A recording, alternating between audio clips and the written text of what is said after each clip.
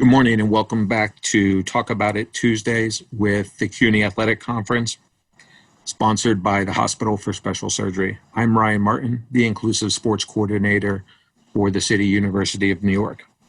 Throughout this webinar series, we are trying to provide the most up-to-date information for our student athletes in a ever-changing fluid situation. Today is no exception. Today, we are going to open this town hall forum to try to answer all of your questions related to your student athlete experience at the various campuses, whether that's a 2-year college or whether that's a 4-year college. Joining me today for today's panel are three very important individuals who will be addressing your questions and concerns. First of all, Zach Ifkovich, who is the Executive Director of the CUNY Athletic Conference, Shatara Murphy, who is the Athletic Director of Medgar Evers and the Vice President of all 4-year colleges in the CUNY system, and Ryan McCarthy, who is the Athletic Director of Bronx Community College and the President of the Community Colleges of the City University of New York. So I'm going to let these guys take it away and begin their conversation, as they're going to provide you the most current updates for all the student athletes from the junior college perspective, the 4-year college perspective, and then as always in this webinar series, please feel free to upload your questions to the chat and we will get to as many of those as possible. Zach, take it away. Thank you very much, Ryan, and thank you to all the student athletes who are persevering along with the rest of us through these extremely challenging times. And we thank you for your dedication and hard work on behalf of your campus, on behalf of CUNY. We are indeed going through some challenges on all fronts. As you all know, the spring semester and spring sports were canceled, and then we have done the same with the fall semester. So clearly there's a lot of challenges up ahead for the 2021 academic year. Ryan and Shatara are going to go through those with each of the divisions, and then we could circle back and discuss it, what it means from the CUNY and the national perspective. I think the most important thing we can do is get them going with some of the individual pieces, and then we can talk about and answer your questions as to how that all affects you. At the end of the day, we're here to serve the student athletes, and we want to make sure that your experience is the best that it can be under the circumstances. There are plenty of things that we cannot control. There are plenty of things that are changing from day to day, and we're trying to adjust. Our promise to you is that we want to make sure that you're part of the conversation, that webinars, town halls such as today's, we're going to continue until we have a very clear picture of where we stand and where you stand within that picture. So I think we could start off with Ryan and Shatara, and then we'll come back to anything else that's global in perspective from the CUNY perspective, and they could talk about our plan to return to sports and where we're looking to go with the fall and the spring, winter and the spring semester. So I think I'll bounce it back to Ryan McCarthy of Bronx Community College, and he could get us rolling.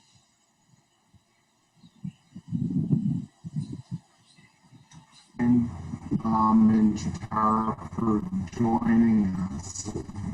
What I'm going to do here is share my screen with some information from the NJCAA's plan of action. That is a document that in the last 6 weeks or so has been updated as situations nationally have progressed and changed a little bit. But here, if you look at this graphic, we have some of the most widely played sports and what it looks like nationally, or what at least the all options are for the months ahead through the end of 2020. So for men's and women's soccer, for instance, institutions are permitted. That's not to say that yours or my institution will be holding.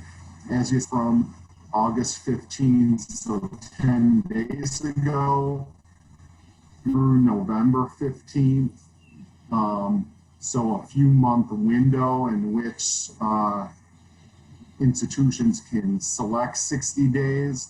So that'll be the theme you see here. In men's and women's soccer, practices will start March 15th. Again, not to say that's a hard, fast date for your institution or mine, or any in CUNY or throughout Region 15 or nationally. This is just the framework that NJCA has put in place for us to follow. But the first day games can start competitions April 2nd in a maximum of 14. Speaking on behalf of much of the region, that number is going to be closer to 10, just so the student athletes out there today have a better idea. Women's volleyball, another fall sport, moved to the spring nationally. Same 60-day time frame. Institutions have the option of holding practices from mid-August to mid-November, then reconvene with it being an indoor sport. Women's volleyball practices can start as early as January 4th. Competitions as early as January 22nd, with a maximum of 21 for the regular season. Should your institution advance, done by April 3rd. So that will more closely overlap with men's and women's basketball. Their 60-day fall practice window, mid-September to December 15th, in similar to women's volleyball in terms of practices, starting January 4th, with competition starting January 20th. Again, this document and these dates are subject to change and already have, so that January 20 date has been moved up a little bit, just to allow games to be spread over a greater number of days in the winter, so the schools aren't playing 3 and 4 games in a week, so that it's maybe 1 and 2. Your maximum is 22. Again, not to say that regionally any college will or has to play 22. That's just the maximum. So again, that number is usually 30. Baseball in the spring, 60-day practice window, or a little less in this case, September 5th to November 15th. Then in terms of spring practices and competitions, practices can start as early as January 4th, with competitions, of course, locally they won't start January. And some other notes to keep in mind, again, all these dates are fluid. As the pandemic,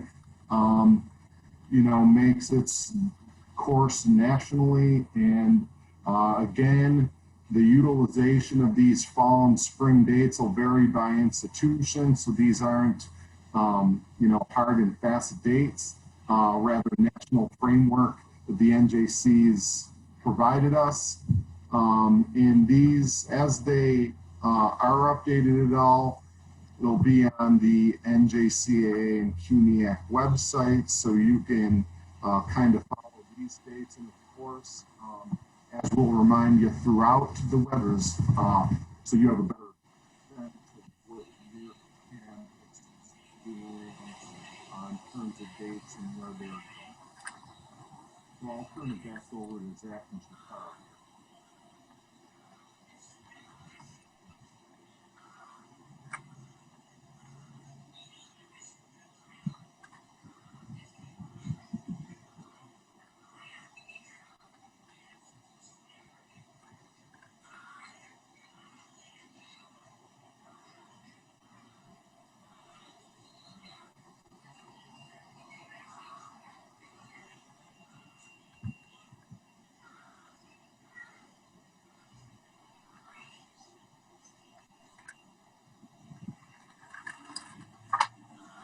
All right, Ryan, thank you for that. Seems like we're having a little bit of a lag there. Shatara, let's switch now the focus a little bit here to the four-year colleges. And then we'll circle back with the questions from our student athletes for everybody. All right. So within the last couple of months after COVID ensued, the NCAA has come out with some core principles of resocialization of college sports. There have been several recommendations on how we can get back to normal. A lot of it stems from our CDC and local guidelines when it comes to the health and safety of our student athletes and our staff. As everyone well know, the Cunyac has decided to cancel fall sports because we're cautious with our health and safety of the student athletes and staff, but a lot of our guidelines are definitely coming from the NCAA. Within the last couple of months, the NCAA has brought down or reduced our game minimums by 33% in each sport. So I'll give you an example. Women's volleyball, men's volleyball, the minimums was about 17 games, 17 dates of competition. Now it's been reduced to about 11 games or dates of competition, just to, I believe, and quite a few people believe, just to help with the struggles that we're going to have with COVID in the next couple of months. With the Cunyac, we are definitely looking to have spring sports, with the idea or the possibility of moving fall sports to the spring. But again, that varies by institution. When it comes to moving sports to the spring, there are definitely a lot of issues that we would need to work out. Speaking about practices with the Cunyac, we're looking to possibly, and again, everything I'm saying is pretty fluid. The NCAA is still coming out with guidelines. Each conference is still coming out with guidelines, and we're also coming out with our own guidelines. So we are looking for a December 1 start date. Again, that is very fluid, and that is a practice day. And that day was proposed to the Cunyac for return to practices, so it can follow a possible January 1 or even after that competition day. Again, this is stringent upon COVID-19 and our local CDC and local guidelines. These start dates, these practice dates, these competition dates could definitely change. Everything is subject to change. The NCAA has also, in the last couple of weeks, canceled fall sports. And that is the result of, several conferences canceling their season. Is there a possibility of moving to the spring? We are still waiting for those guidelines as well. Again, everything right now when it comes to the NCAA and Cunyac is pretty fluid, but we are very hopeful, we're very positive, and we're definitely looking forward to continuing athletics in the spring.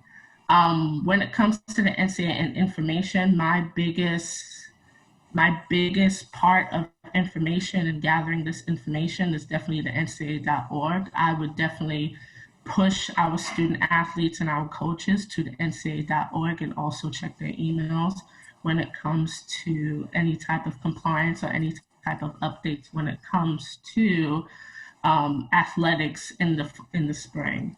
The NCAA at this time has come out with some blanket waivers to help each institution, and also eligibility waivers for our student athletes in regards to obtaining an additional year. But again, that depends on each student athlete as well. And I think I said it earlier in an earlier conversation that student athletes definitely need to reach out to their institutions when it comes to any type of compliance information that is needed. Right now, when it comes to the medical side of Cunyac and making sure that we're dealing properly with the health and safety of our student athletes, we are looking for additional guidelines and recommendations from our HSS group, medical group.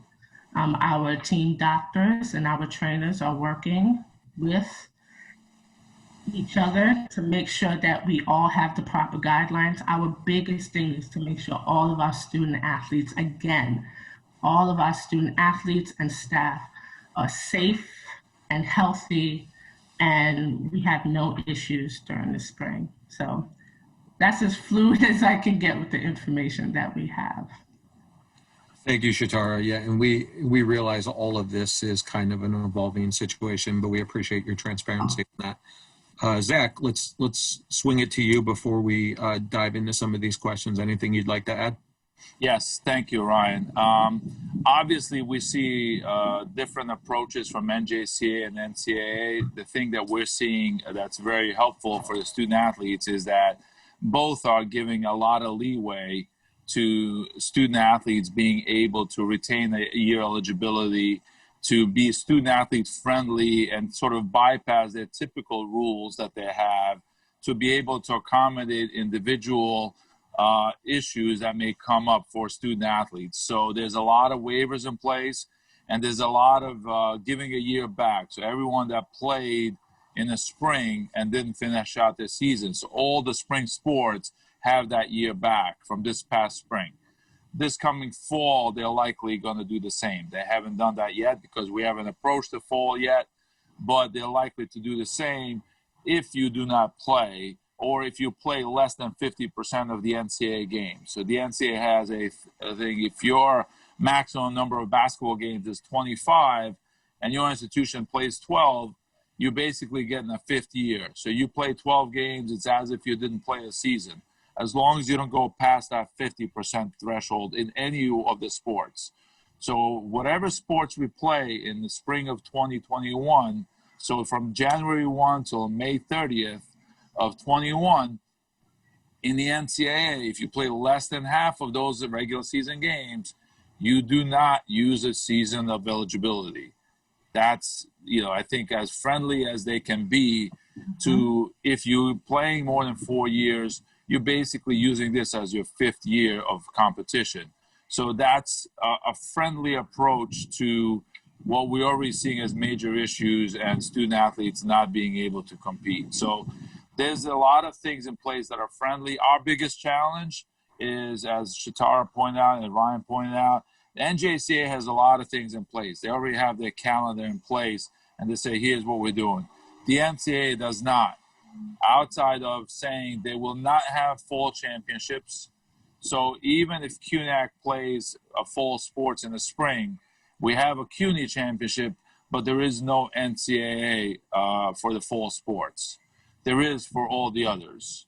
So that's already been decided because the costs are just too prohibitive to do PPE, and testing and all sorts of things that they have to do to ensure safety.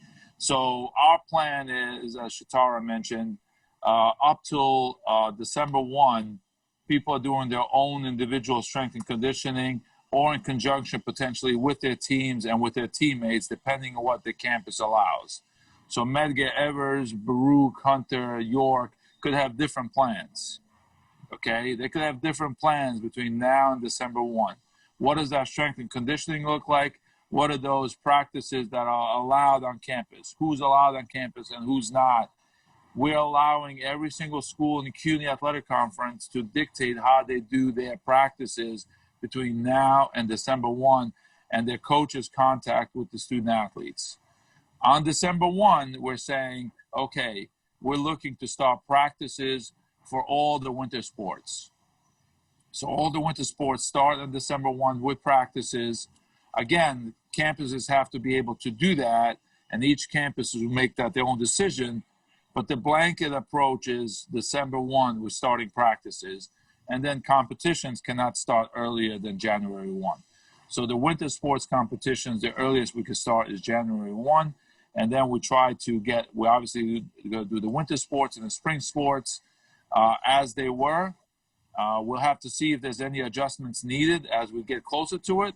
But at the moment today, we're looking to move forward with winter and spring, and we're trying to see how we accommodate the fall sports during the winter and the spring season. That's kind of it in a nutshell. Again, these are things, as Shatara and Ryan mentioned, they're changing constantly. We're adapting constantly. Initially, we wanted to do fall sports. Then we realized that we couldn't, so we've adjusted. We may need to adjust again. So that's why we want to continuously be in touch with you and keep you updated. Ryan, does that help? Yeah, absolutely. I think that's a good place to start. Let's dive into some of these questions. Zach, we'll pose this first one to you, and then Shatara and Ryan, if you guys want to add from your individual campus perspective, that would be great. So the first question, Zach, will the NCAA's decision to cancel all fall championships have any bearings on whether or not Cunyac moves fall sports to the spring? It has not. The NCAA does what they've already canceled the fall sports, so there will not be fall sports championships for the NCAA in 2021. We have already said that we're looking to accommodate fall sports in the spring. So clearly we are on our own in that regard, as is every other conference. What we do during our regular season and for our championships is up to us. The only thing the NCAA has said, they will not have fall championships in the spring. So therefore, there will not be fall championships for men's and women's soccer, women's volleyball, and cross country. So those are the sports they will not have championships in for 2021. But Cunyac is looking to have those championships for the Cunyac Athletic Conference. So that's why we're saying we still want to have a men's and women's soccer and women's volleyball season in the spring of 21. You know, whether that changes between now and, December 1, we'll see. But that is our intent going in. Great. Ryan, do you want to take that from a junior college perspective? Yeah, like I said, in showing the graphic, fall sports nationally, and like Zach alluded to on the 2-year level, a little more clear cut. So it won't be as heavy in terms of the number of games as your typical fall season, but we've been told nationally by the NJCAA it'll happen in the spring, as will the Cunyac Championship before the Region 15 playoffs.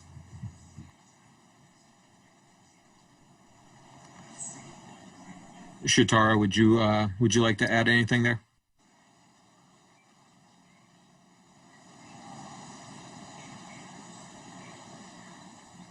Well, not really. I think Zach said everything for the four-year institutions.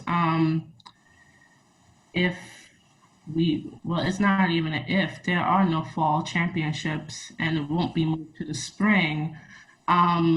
Hopefully, if we have, and this is me being transparent, if we do have enough institutions who are willing to move some of these sports, and I'm talking women's volleyball, men's soccer, women's soccer.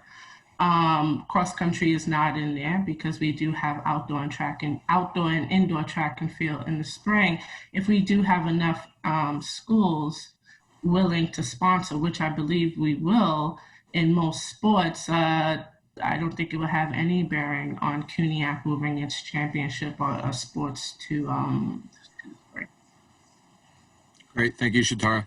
So the next question, I know that it's been kind of addressed in each one of your presentations, but I think it's a really important question, so I'm going to ask it again.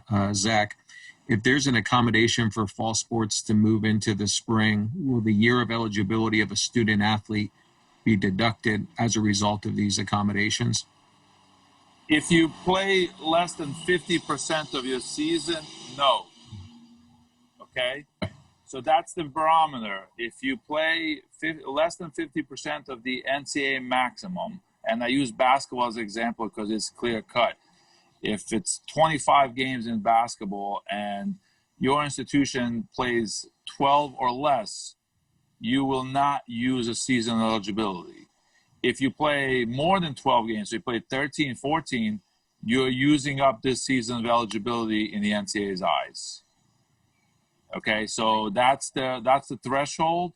We're working with athletic directors to come up with a plan to leave that up to the schools, but letting them clearly know where they stand if, depending on how many games they play. We have tried to schedule a number of fall sports where we are not hitting the 50% threshold. So our plan was to be on the safe side, to give you that added year, to give you an experience this year, to potentially gain a fifth year. But that is up to your athletic director, and you would have to double check with your coach and your athletic director at what your approaches are from the campus. But the NCAA's approach is that if you play less than 50% of the fall sports in the spring, you are not using the year eligibility. Great. Thank you, Zach. And I know that was addressed at the jump, but I think it's a really important question if somebody's joining us late to kind of have that frame of reference to work with. The next question that I'd like to ask, I think is another one, focusing on the eligibility piece. If a student needs only 3 classes, such as 9 credits to graduate in the spring, can he or she still participate even when he or she is not a full-time student? Is this one of the exceptions that the NCAA is making, the individual campuses are making?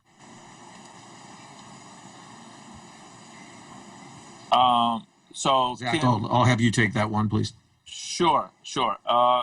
This was a rule before the pandemic, so this is not anything different beforehand, that if you are set to graduate, you don't have to be full-time enrolled. You could be less than full-time enrolled. However, every single student athlete case, as is yours here, Christian, with 9 credits, some have less, some have more. Some have to make sure that they are actually using the credits that they need toward graduation, not some fluff class that they already have their graduating credits. So every single case should be vetted through your compliance officer and through your AD. So it's your compliance officer first and your AD indirectly. So please make sure that these things don't fall through the cracks, because you might have a different case. But in general sense, yes, you don't have to be full-time to graduate if you are taking classes that you need to graduate in the spring. Again, I would double check to confirm your individual scenario with your compliance officer before you listen to me, because I don't know your individual case fully. So, but the general assumption is that the NCAA does allow for these circumstances to happen. And even if they allow for individuals that graduate in January to, let's say, compete in the swimming and basketball championships if the graduation is 30 days before the championship. So you have 30 days after your graduation to compete. But again, those are all individual cases that you need to vet through your compliance officer. But generally speaking, there are accommodations built in. I also wanted to add that you would need to show proof of applying for graduation. That's with the registrar, and also I believe the department, you would have to give them a copy of that application, and it also needs to be shown in your CUNY first as well for you to be able to compete with only 9 credits or anything under full-time. So another question I want to pose, and Shatara, Ryan, maybe from a campus perspective, you can take this. If a student doesn't, from a virtual perspective, wants to take less credits, would that make them ineligible under these circumstances if they're not full-time? Yes, it would make them ineligible, even with virtual classes going on right now. So all student athletes, and the only exception, as we just spoke about, is for graduation purposes. Every student athlete needs to be registered for 12 full-time credits, no matter if it's virtual, no matter if it's on campus, always full-time students. Okay, thank you. Ryan, did you, I'm assuming you're going to echo Shatara's point there?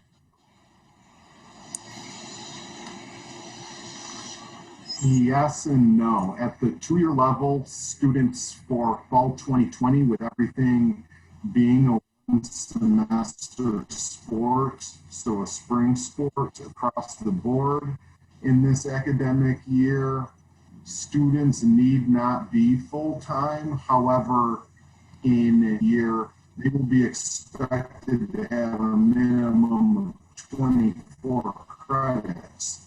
So if I am a first-time freshman this year, it will behoove me to earn at least 12 credits in the fall, even if I play my second year, my sophomore year, and I will need the fall 2020 credits to utilize as a second year student athlete. So in year one, at the 2-year level, a student would actually be eligible. If they did not, they would pay for it by, unless you earned your 12 credits from the fall and the summer, then you'd be ineligible year two if you don't have 24 or more, is how that kind of.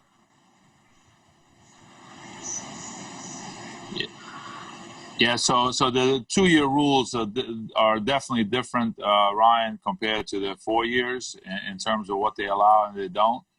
But I think the significant piece here is that you do need at the senior college level 12 full-time credits to be a eligible student athlete. So that's really important that we keep in mind that 12 credits is paramount. But keep in mind at the 4-year level, at the senior college level, the NCAA is already giving us this year as added semesters, an added year. So therefore, one should not worry about too much about being full-time in the fall. If you're competing, in the fall sports, you shouldn't worry about it because you are looking at this year being an added year if you play less than 50%. So I wouldn't worry about it too much. I think the focus would be more on your academics this fall semester and gearing up for the spring semester as the season of participation for most sports. Great, thank you. So let's shift the questions based from enrollment and eligibility, and let's just talk about what return to play looks like. So let's dive into some of these questions that our student athletes are asking. What waivers are there that are available to our student athletes? Shatara, you guys go ahead. I mean, there's so many. I think that this is the NCAA and NJCAA have been so flexible with their standard rules that it's been extremely student athlete friendly, and I think they are pretty much accepting every waiver you could think of if you have individual circumstances. So we already talked about what extraordinary circumstances and waivers are available for schools and teams, and byproduct of the student athletes. So, and then there's more if you have individual cases. So you can go and appeal just about any rule based on the circumstances that we're going under. So each one of those can be, obviously discussed with your compliance officer and your AD. But pretty much, I haven't seen any waiver that they will not accept for consideration.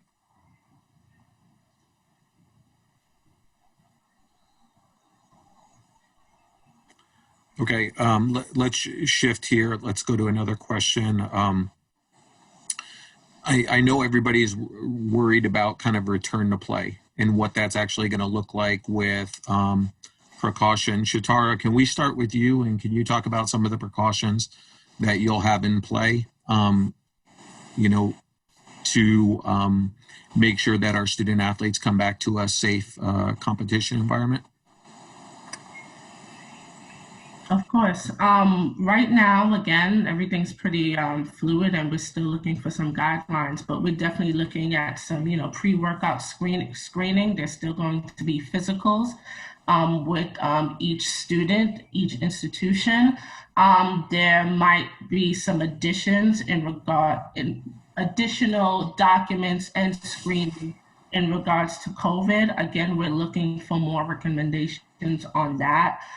There are some limitations to when it comes to gatherings. As of right now, it can definitely change in the future.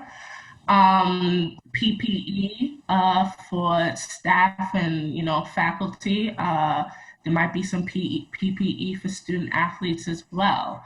And right now, of course, institutions are looking to possibly flip the bill for that, but a lot of it is contingent on budgets and everything else that goes with that.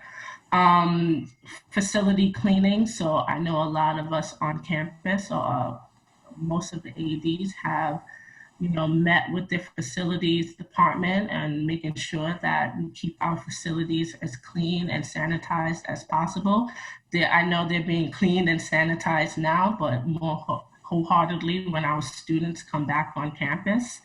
We're also looking at keeping our students safe during competitions. So there will be some extra precautions taken during competitions. Balls being sanitized, not balls being sanitized, the safety on the gym floor, PPE for referees, PPE for any staff who are working these events.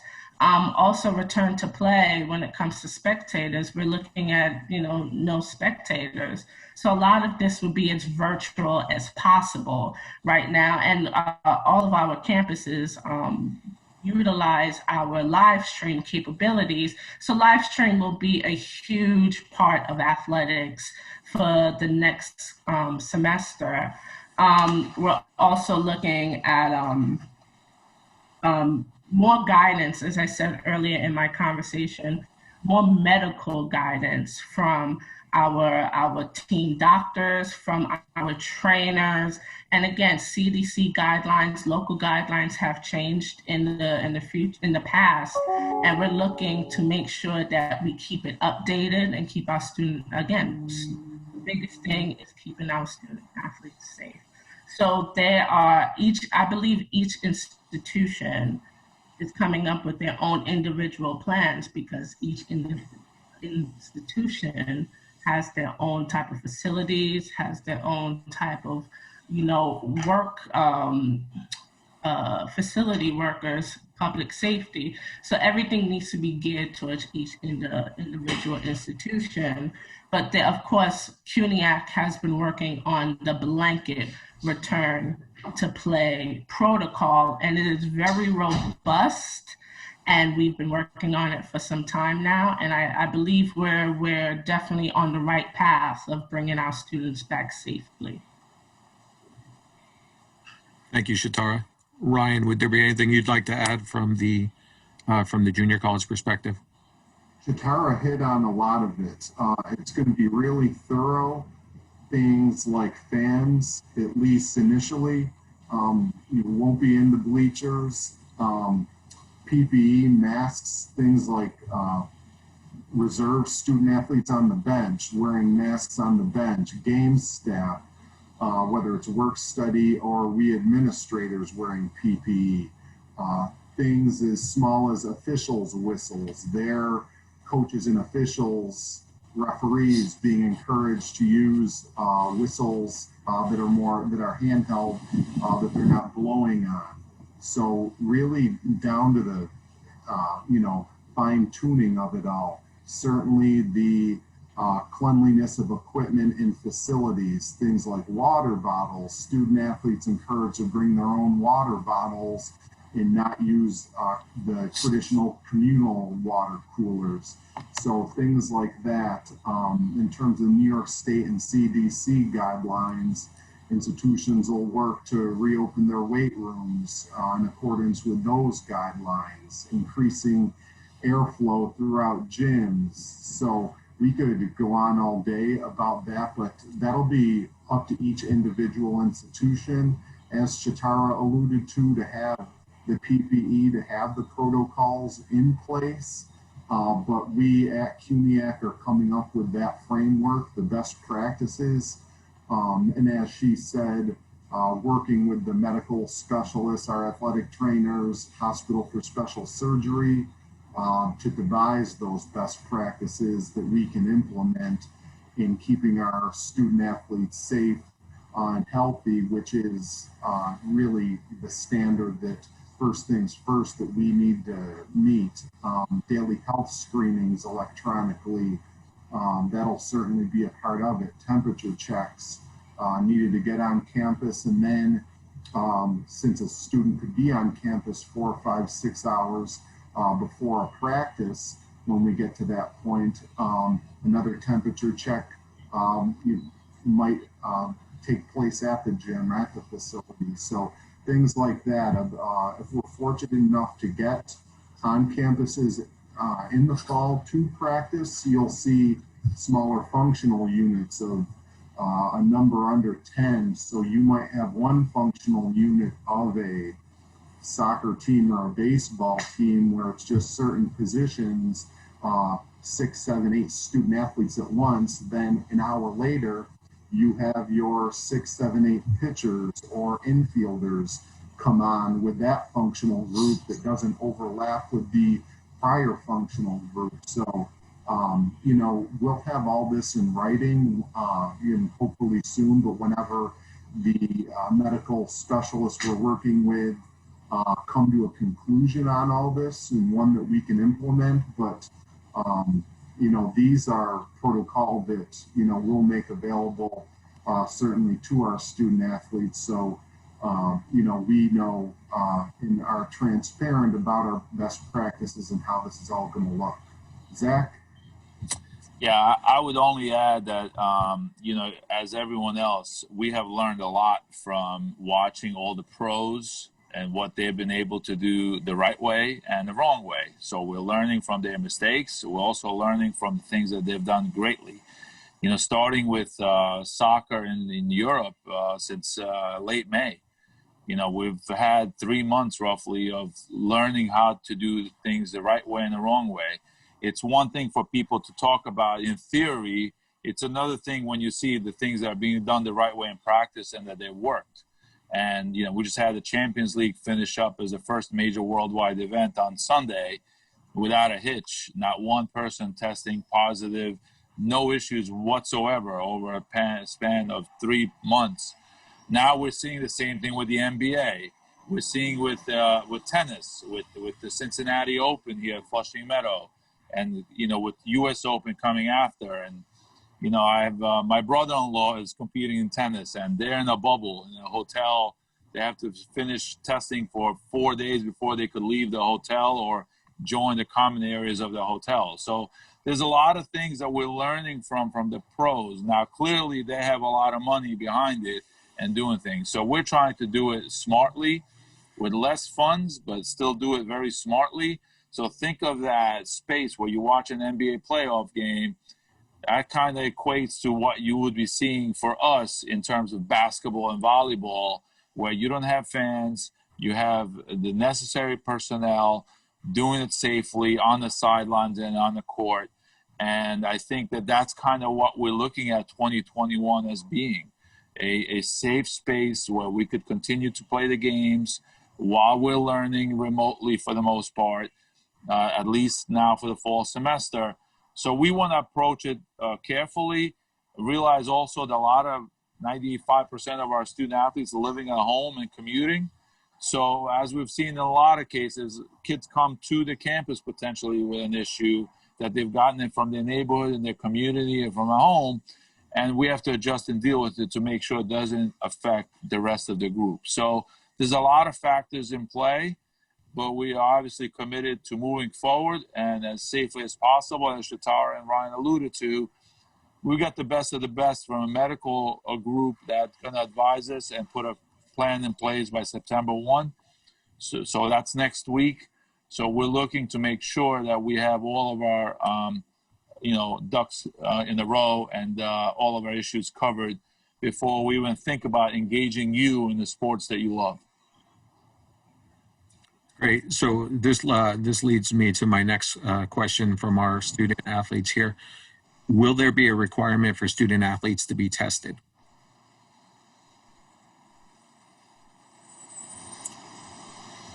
Zach, you start with that one. Sure. I mean, at the moment, no, but we again are waiting September 1, and we're waiting guidance from our medical team headed by Dr. Ozra King from Hospital Special Surgery, working in conjunction with athletic trainers and team physicians from different campuses. So we'll await their guidelines to see what they recommend. So we don't have anything in place at the moment, but we may. So let's see where that goes. At the very least, there's some common things that we can do without official testing. As the NCAA protocol suggests, testing 3 times a week. Some schools have said that, and I'm talking about Division I schools with a lot bigger budgets than Division II and Division III schools, that it's cost prohibitive for them to do every student athlete tested 3 times a week. That's that's hundreds of thousands of dollars for the athletic program. So I think that kind of testing is great for the Power 5 schools with football. That will not be feasible in most of the NCAA and NJCAA teams in sports. That doesn't mean that we can't have protocols that work for us to make sure that we don't have to worry about football. We don't have it. So when you have 15 student athletes on the volleyball team, I think there's safe ways for us to approach their practices and preparation for sports without going to extremes. So that doesn't mean that we may not, include testing as part of our return, because in New York State, you're allowed to get tested once for free. So that's part of the conversation. So let's see where that goes when we get our reports from our medical group.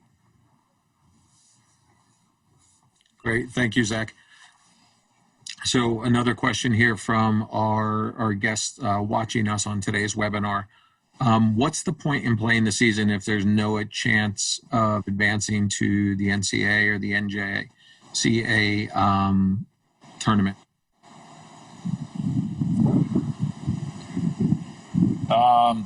Shatara, Ryan, maybe you guys can address it on behalf of your student athletes. I would only say that the point is that you're engaged and involved in campus life, and that you are keeping your relationships and friendships with your teammates and the continuity going and staying fit and active. I think the pandemic, the worst part of the pandemic to me is for the past 5 months, we're stuck in sort of a safe space, wherever that safe space is for us, playing some semblance of practices and games and being involved with your teammates and friends on campus brings you back to some sense of normality. And in most cases, it seems at the moment, without losing a season of eligibility, if we approach this the right way. So I think there's more to gain than to lose by participating, particularly when you talk about student athletes, retention and graduation rates, and having your friends and peers keep pushing you to get better athletically and academically. So from my vantage point, there's a lot more to gain than to lose by participating, if it's done safely. That's always the number one barometer. So Zach hit it on the head completely. For us, and I think for most of my, the ADs and all the staff members in CUNY, is making sure that our students understand that these are lifelong relationships. being on the team with your teammates, with your coaches. It's not just about the NCAA, especially at the Division III level. It's about trying to get back to normal, get back to right, being a part of something greater than yourself.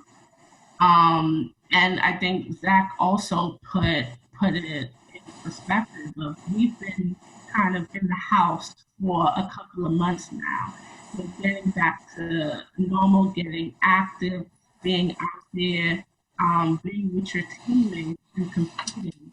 And I already said it, these are lifelong connections, and these are connections that go even beyond that. So I think it's, again, Division III has always been more than championships. It's about academics, it's about competition, it's about sportsmanship. And I think we always need to remember that and remind ourselves of the motto of, what a Division III institution is. So I think sometimes we need to take out the glitz and glam of it all and think about the whole picture of what being a Division III athlete is. In terms of the 2-year experience, in addition to all the reasons Zach named, the NJCAA has already set its championship dates and its framework for the season. So the dichotomy there is a little bit different. They're trying to make it, while doing it as safely as possible, as close to the every other year experience as possible. That said, there will be a few fewer games per sport. There will be fewer practices throughout the week in minimizing risk, less travel on non-conference or non-region games. So things like that will be the only place where you see a distinct change at the community college level. The regional and the national championships, they're still going to happen, as of now anyway. Yeah, no, thank you for explaining the difference between where the 2-year college is and the 4-year college is.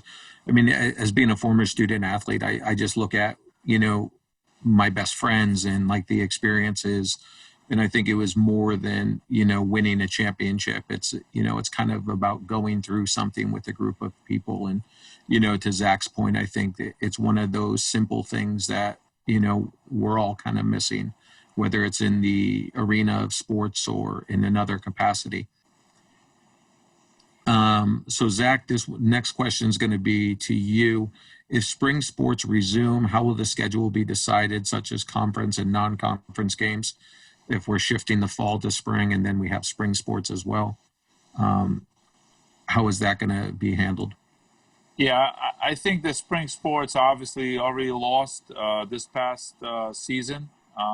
So we're trying to not shortchange them again. A lot of the NCAA winter championships didn't finish, and then the spring sports were just getting started. So I think those were the two that people are focused on making sure that they have as full of an experience as possible.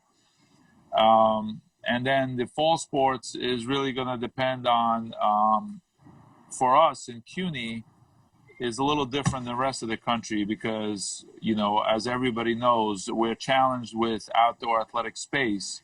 So now you have to fit in men's and women's soccer in the same problem as we have with baseball and softball, and where we're playing and how we fit that in at the same time frame. And then volleyball, having men's and women's volleyball going at the same time in the gym, oftentimes the same gym as men's and women's basketball. Yes, there will be some overlap, but there'll also be some separation as well. So we have to, consider all those things. And then obviously the most important thing is having to accommodate all those teams in the same space during the same couple of months with the same number of staff and doing it extremely safely. So now you're, fitting in more people in the same space and trying to do it safely. So there's a lot of factors there that we have to work through to make it work.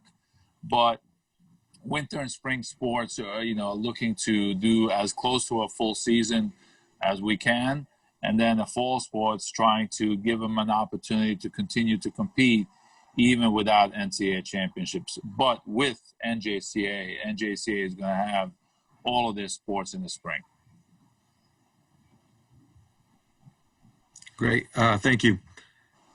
Guys, I want to give everybody kind of an opportunity to kind of wrap up a bit here from their individual campus perspectives. For our student athletes who are joining us on the webinar, if you'd like to revisit some of this information, all of this information, and including all the other webinars we've done in this series will be available at cunyathletics.com, on all of CUNY Athletics social media channels and YouTube. Shatara, let's start with you. We all know this is kind of a fluid situation, and we'll be obviously having more information coming down the pike soon. But can you kind of wrap up from a 4-year perspective for us, please? Okay, so of course, I said it earlier that, you know, we definitely are looking forward to the spring semester. Of course, right now it's making sure on the academic side, and classes are about to start for most of us, especially for the 4-year. I believe the 2-year is in about 2 weeks for the 2-year. So right now, our biggest thing is academics, recruitment, and retention. Each institution, each department is still working as hard as possible to keep our students on the right path for graduation, on the right path for academics. But of course, we are looking to bring athletics back as robustly as possible, with more emphasis on, you know, being as competitive as possible. So our biggest thing is, again, academics, and making sure that when we do come back, that we're doing it as safely as possible with the thought of our student athletes, our staff, and their family in our minds. So that's basically how we're going to wrap that up for our 4-year institutions. Ryan, from the 2-year perspective, please. Yes, at the 2-year level, there's, in addition to what Shatara said about supporting our students academically and personally throughout this shift to distance learning, obviously our incoming freshmen, first-time college students are dealing with this method of learning at this for the first time, unlike our returning students. So athletically speaking, like we've alluded to, there's a big dichotomy throughout Cunyac of who is looking to and who is able to do what in the fall. Some institutions have said we're going to resume athletically in January in accordance to the spring dates and support our student athletes in these other ways for the fall. Some are still working on their own campuses and devising strategies and a plan to safely hold practices at some point in the fall. So my best advice to student athletes would be to stay in touch with your coaches and with your administrators, not only in terms of the athletics and when and how they can resume, or a virtual practice plan should your institution not be meeting in person this semester, or for 2 or 3 months, or for so many weeks, but to stay in touch academically so that when the spring comes and when January or March gets here and your sport does resume, that you're equipped and healthy and eligible to resume along with your fellow student athletes. So again, these situations vary by campus. Hopefully what we shared was helpful, but that would be my best advice, to keep in touch on your campus and with your administrators. Thank you, Ryan.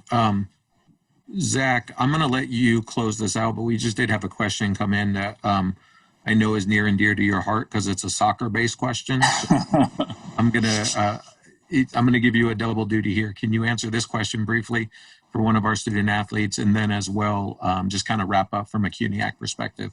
How would this affect, all things going on here, international student athletes, especially those on a soccer scholarship? Well, soccer scholarships in the CUNY system is only possible at Queens and Staten Island. They are Division II schools that offer athletic scholarships. So in any sport, not just soccer. But I'm talking about athletic scholarships, obviously, not academic ones. International students, my understanding is that they just have to show, because of the student visas, that they are enrolled and going. I don't know exactly what the minimum number is that they have to take, how many credits. I know that there was conversations with the federal government going back and forth on what they can and cannot allow. Or basically, I would double check with your compliance officers to make sure that you're taking the necessary credit that you need to be in compliance with your status as a international student athlete or international student period. But the scholarships from the NCAA perspective, even though that doesn't affect, vast majority of the students in the CUNY system, my understanding is that they are instructed the schools and the conferences to honor those scholarships during the pandemic, even if their sports are or are not played, that they do continue to honor those scholarships. So, but again, I would double check with my compliance officers to make sure that you're doing what you need to do. I think it's a simple email or question to that individual on your campus. As far as an overall message from Cunyac, I think that our video on the front end is really geared towards giving our student athletes a message of, control what you can control. So that means that, we're in a situation that the world hasn't seen in 100 years since the Spanish flu of 1918. So we're in a strange, in a different place. So I'd say take advantage of the things that you can in terms of staying fit, being ready academically, utilizing this at the time to hone down some skills that you want to, work on. Use the HSS 30-day challenge, which is on our website, where you could go and get back to shape in a span of 30 days and without having to go join the gym, doing things safely from home. From a personal perspective, I would tell you, boost your immune system, do the things that you need, that the doctors tell you, whether that be vitamin C and D or a whole lot of sunshine or exercise outdoors where you could get out in a safe space where you could be using social distancing and wearing a mask when needed, but also being able to get out there and not be stuck in a place where you're not getting fresh air, where you're not getting sunshine, and where you're not helping your immune system get stronger. I think you fight any disease with a strong immune system. So unless you have some pre-existing conditions, to me, that's step one, is to boost your immune system, and then your system fights anything that comes thereafter, and then you deal with it accordingly. And thankfully, we have, the best doctors and hospitals in the world right in our own city. So we hope that never gets there. But I'd say help yourself, stay fit, stay in shape, and, look forward to seeing you back on the athletic fields and getting back to, quote unquote, the normal that we're used to. I also wanted to add, I'm sorry, Ryan. No, please, Shatara, by all means. Mental health is very important, and I think during this COVID time, we have, and a lot of institutions have definitely pushed the idea of mental health being the star of our webinars, our Zoom calls, Zoom meetings, for the student athletes on the call, and also our staff on the call, because I think we've all been there. I think we definitely need to take our mental health in mind. We need to gauge ourselves. We need to reach out to friends, family, teammates, coaches, if we're having a hard time, if we're spiraling, anything. I think mental health, we need to push that mental health is definitely a huge importance, especially in athletics.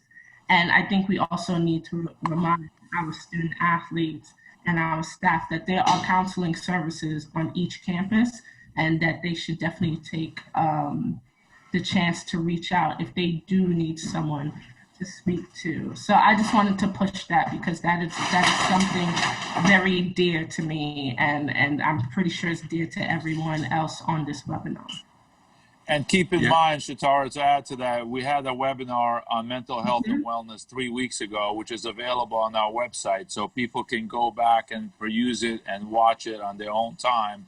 And next week we have our financial support systems on campus webinar. So those of you concerned about how 2021 will look from a financial standpoint, returning to school, that's another thing that we are pushing forward. So we're really trying to be a resource for you on so many different levels that goes beyond sports. So stay in touch, participate, and continue to participate as we continue to these conversations into the fall semester.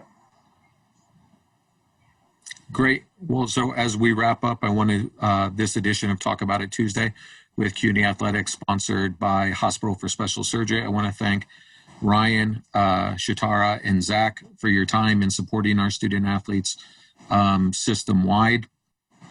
A reminder that all of our Talk About It Tuesday webinars, which include the HSS 30-day fitness challenge to get you back ready for when your team is able to resume safely, and our mental health webinar, which has a ton of great resources for people who might be struggling, is all available on cunyathletics.com and all of our social media channels. So by all means, please feel free to use those resources and share those resources with folks that need it. Next week, we will be diving into financial aid issues and how to get the most out of your individual campus financially during these difficult times. So once again, Ryan, Shatara, Zach, thank you for your time. Thank you to Hospital for Special Surgery for continuing to support our student athletes in this platform. Take care and be well.